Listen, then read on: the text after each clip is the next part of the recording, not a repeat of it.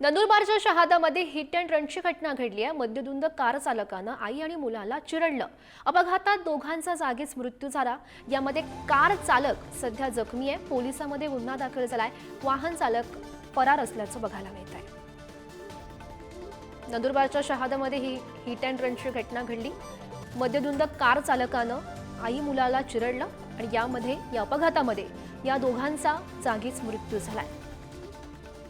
पोलिसांमध्ये सध्या या प्रकरणासंदर्भात गुन्हा दाखल झालेला आहे। वाहन चालक फरार असल्याचं समजतंय।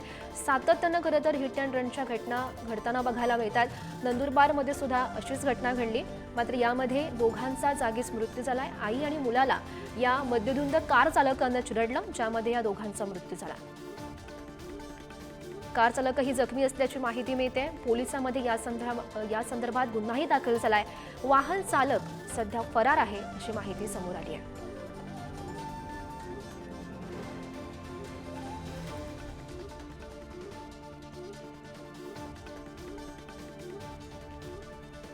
महत्त्वाची बातमी आपण सध्या पाहतोय। पुणे, नाशिक नंतर आता नंदुरबारमध्ये सुद्धा हिट अँड रनची घटना घडल्याचं बघायला मिळत आहे। नंदुरबारच्या शहादामध्ये ही घटना घडली।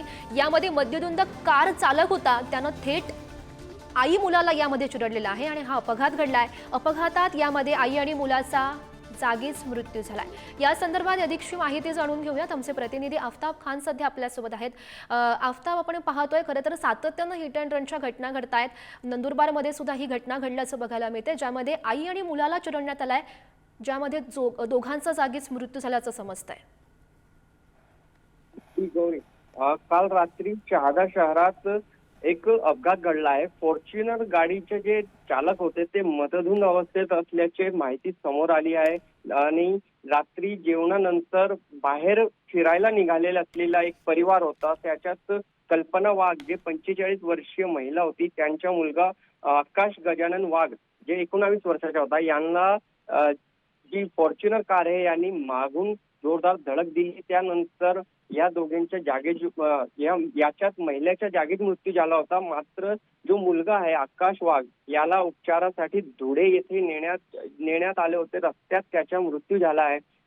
ड्रायव्हर जो आहे तो प्राशन करून गाडी चालवत होता असं माहिती समोर येत आहे। तसेच हा जो रस्ता आहे शहादा शहरातून जाणारा, हा मुख्य वस्तीत आणि मोठी वर्दळ या रस्त्यावर असते। मात्र एवढ्या वेगाने जे कार येत होती त्याच्यामुळे हा अपघात झाला आहे।